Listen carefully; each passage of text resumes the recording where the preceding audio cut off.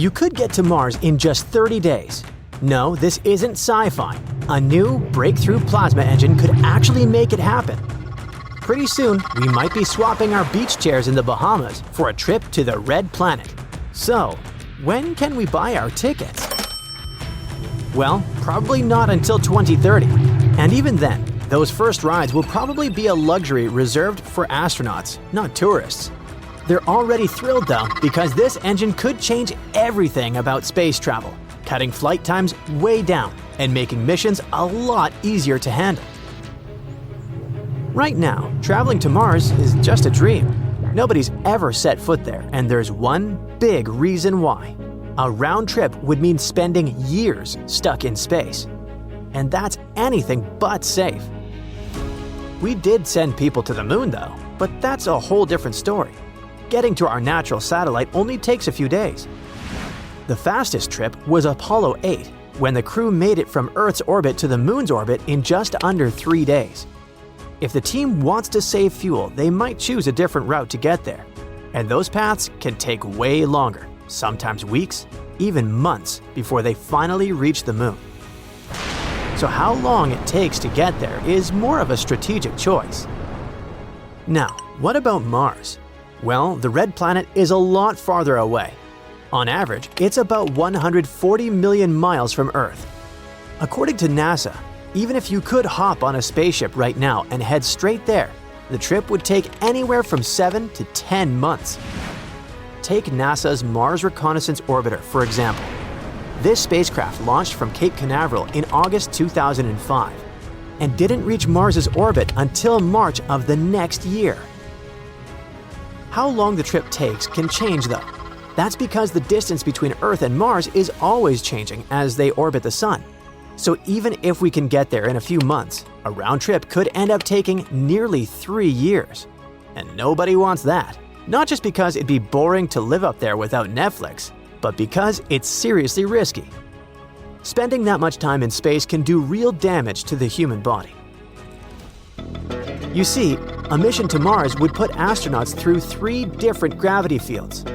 First, during the trip to Mars, they'd be weightless. Then, once they arrive, they'd have to live and work in a gravity that's only about 1/3 as strong as Earth's.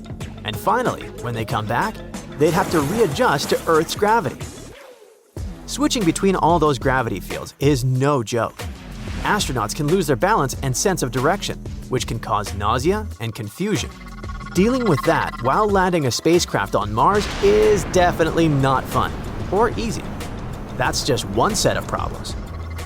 There are plenty of other challenges with a trip this long, like a communication delay of up to 20 minutes one way, the risk of equipment breaking down or medical emergencies, and the constant need to carefully ration food and supplies.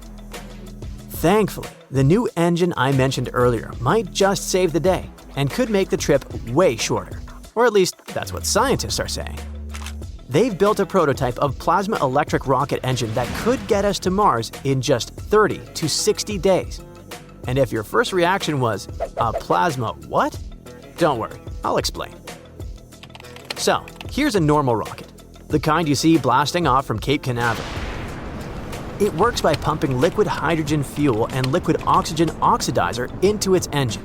When the fuel burns, it releases a ton of energy, creating thrust. In simple terms, that burning makes super hot gas that blasts out the back, pushing the rocket forward, and off it goes.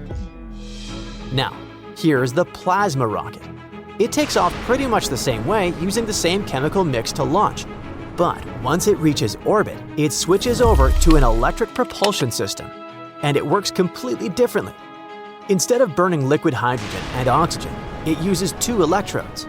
When charged particles move between those electrodes and a high voltage is applied, the current creates a magnetic field that pushes the particles out of the engine.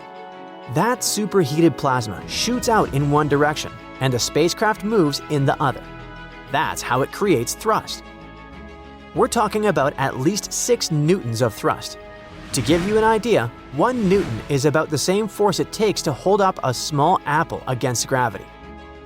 Sure, that sounds tiny compared to the explosive power of a normal rocket, but here's the thing.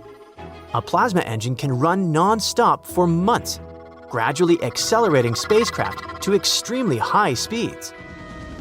Cool, but how fast are we talking? Well, regular rockets that burn fuel can reach a maximum exhaust velocity of about 2.7 miles per second. Meanwhile, this new plasma rocket can hit around 62 miles per second. At those speeds, a rocket trip to Mars could only take a month. That's a huge difference. That's why people think this new engine could completely change space travel. By letting spacecraft go way farther while using a lot less fuel, this tech might finally be what we need to leave our footprints on the Martian surface. And who knows, maybe even go beyond that. But it's not exactly ready yet. It could take years. Right now, it's more of a prototype, still in a very early stage of development. It's being tested inside a special facility, a 46-foot-long vacuum chamber about 13 feet wide that simulates the conditions of space. The whole idea is to see how the engine performs in realistic conditions before actually sending it into orbit. One of the things they might want to test is how it reacts to gamma-ray radiation. Because out in space, radiation isn't just sunlight. It's streams of tiny subatomic particles coming from the Sun, the Milky Way, and even beyond. They may be small, but they're still a major challenge for long missions. Because here on Earth, radiation from the Sun and space isn't a big deal. Our atmosphere and magnetic field absorb or deflect most of it. But astronauts and their spacecraft don't have that kind of natural protection out there. The problem is that these high-speed particles can pass right through the human body. They can tear through DNA molecules, breaking them apart and causing serious health problems. Even just an hour without proper shielding could be life-threatening for us. Well, for the astronauts, I mean. But it's not just humans. Spaceships take a hit too.